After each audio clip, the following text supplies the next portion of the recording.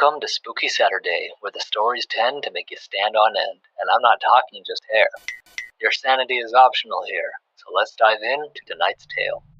They say cats have 9 lives, but what if they can choose when and where to spend their last one? This story isn't like the others you've heard on ParanormalPoet, but it may be one you'll never forget. Let's get into it. Hello, Paranormal Poet. My name is Tom, and this story is different from your usual ones, but it means a lot to me, and it deserves to be heard. It's not about ghosts in the attic or cursed objects.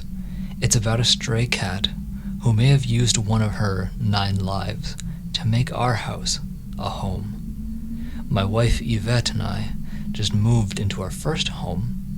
It wasn't much, old, small, but it was ours, and we were excited to start a life together. What we didn't expect was to share it with someone or something else. The backyard was almost unusable at first, completely infested with fleas. Turns out the house had sat empty for a while and became the unofficial hangout for strays.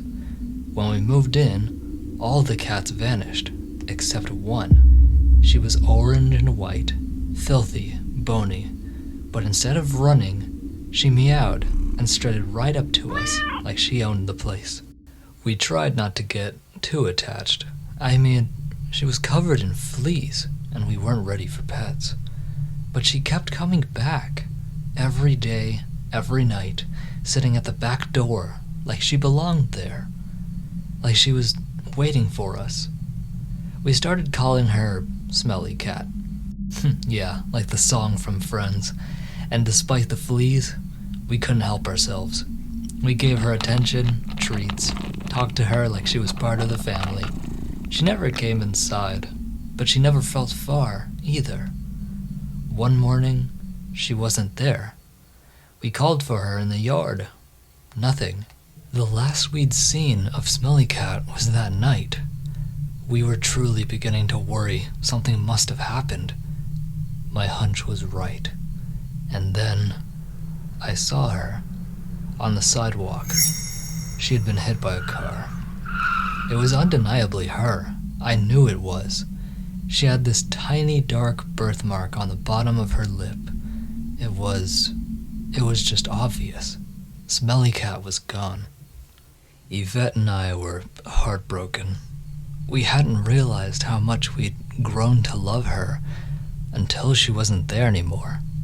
Her chill personality, mischievous nature at times, her quirkiness made her truly unique and lovable.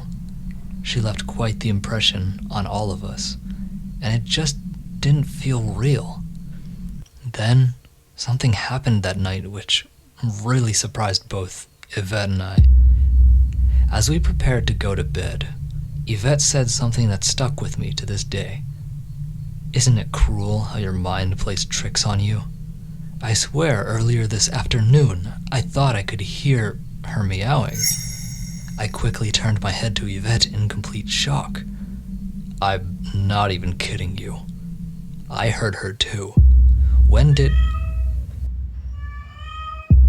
The meowing got louder. We both froze. That wasn't in our heads.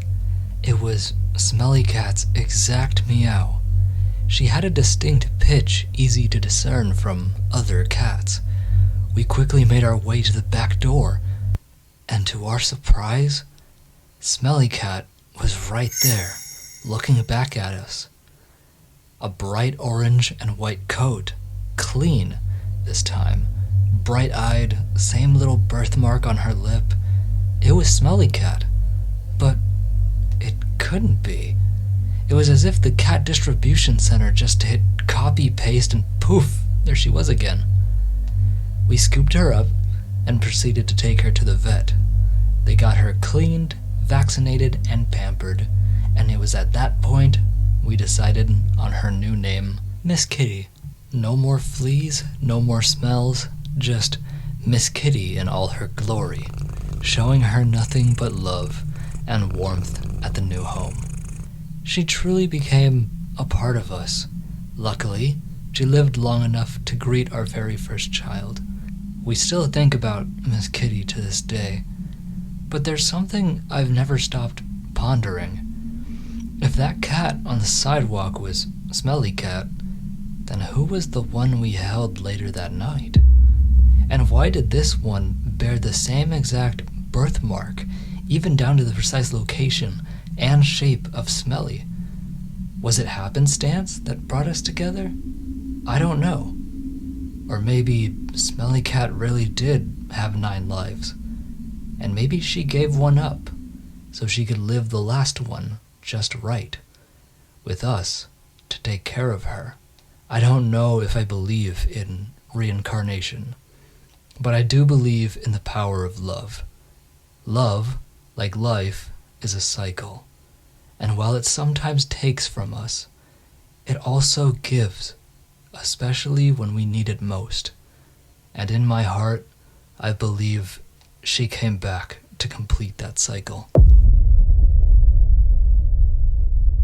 If you enjoyed this true story and wish to see more like it in the future, don't forget to hit subscribe if you are new, click that like button for me, and comment what moment did it for you. If you love true, paranormal, scary stories in audio-only format, you are in the right place, so tune in every Saturday at 9 p.m. PST for new stories every week. Through the static and the silence, a whisper calls your name, a voice that chills your spirit, yet soothes you all the same. In the dark, the tales unfold, where shadows love